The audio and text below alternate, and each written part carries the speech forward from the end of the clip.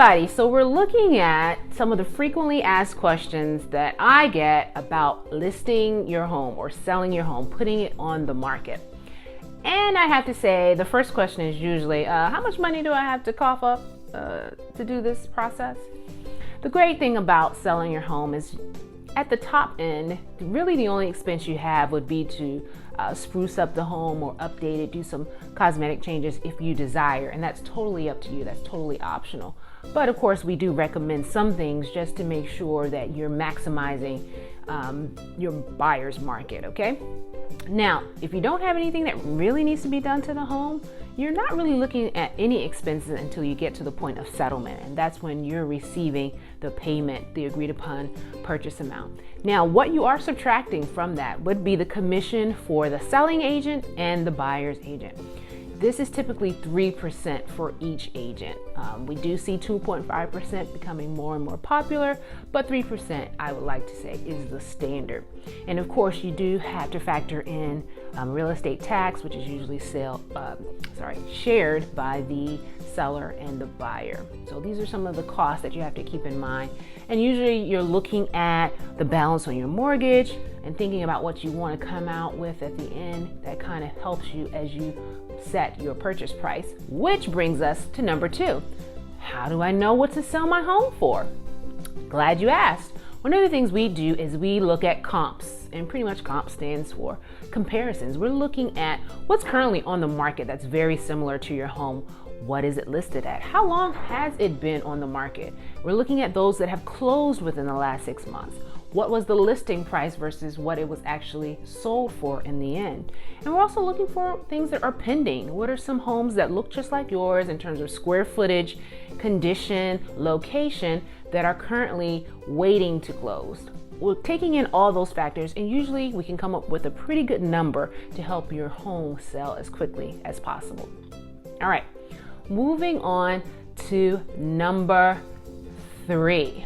How are you going to sell my home? What are you going to do to make sure, we get buyers in there and this thing gets off the market? There's several different ways and different approaches that agents have to get your house out there for buyers to see. The most popular is to list it in our MLS system, which we use Bright MLS, and this allows agents to kind of see that the property come up. And sometimes agents have set a search for their buyers so that when something on the market comes up that fits their needs, it automatically goes to them. So people who are searching online will see your home, and we hope they will want to go and see it. That's probably the number one way we market the home. Of course, we have a sign in the yard, which of course helps those who are driving by say, oh wow, I love this neighborhood, there's a house for sale, let me call the number and see if I can get in there and check it out. And definitely social media, we're doing what we can to post and share and making sure those within our network know that this home is on the market. And then that goes to kind of a part 2 of question 3 is showing. How's the whole showing process work? Now, if you're living in the home, we can set it up in a way where you decide what times you will allow showings. We can block it off so that no one can come ring your doorbell at 8:30 for a showing, and no one can show up at 7 p.m. when you're getting the kids settled down for bed if you do not want to.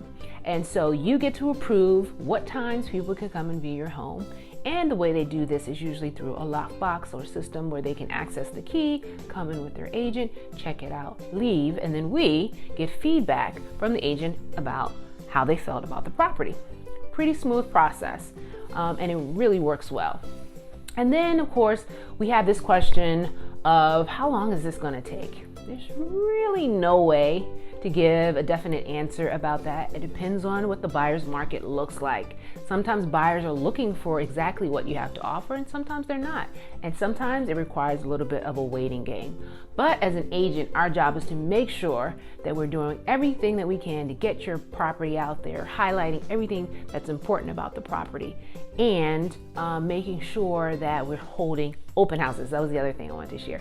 Sometimes we use open houses, and that's when, it's usually on a weekend, Sundays particularly for me, where the home is just open for anybody to walk through. You don't have to have an agent. You just come through, look at it, and you'd be surprised how some deals come out of people just being curious about a home.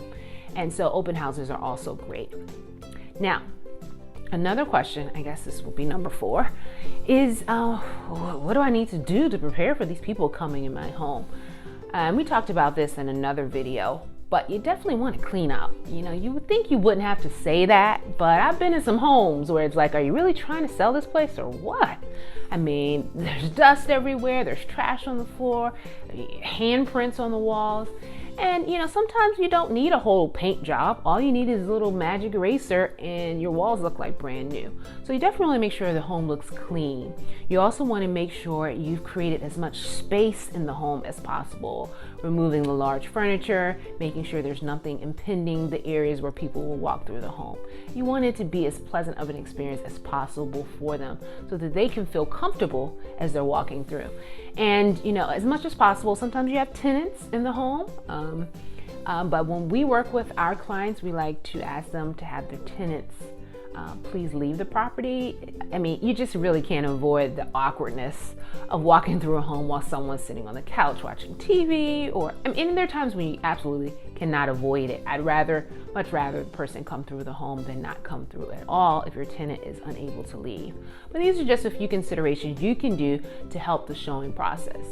And hopefully, once you get an offer and there's a signed agreement, you're deciding on when you're going to close. And closing can happen pretty much as quick as 30 days and sometimes longer.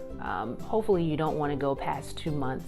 It can be a pretty quick process. Anyway, I hope that if you're thinking about selling your home and you're a little confused about the process and what all goes into it, that I've helped you kind of answer some of those questions. If you have more, please let me know. I'm always willing to answer any questions you may have about real estate. I'm Latasha Hewitt from Latasha Hewitt Homes, and we'll see you next time. Happy selling! Once again, guys, thank you so much for watching this video. I ask that you would like it, subscribe to my YouTube channel, and share it with friends. Thanks for watching. See you later.